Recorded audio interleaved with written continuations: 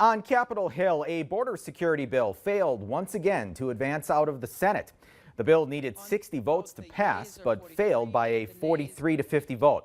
6 Democrats joined all but 1 Republican senator in voting against it, with Alaska's Lisa Murkowski as the lone Republican yes vote. That's according to NBC News.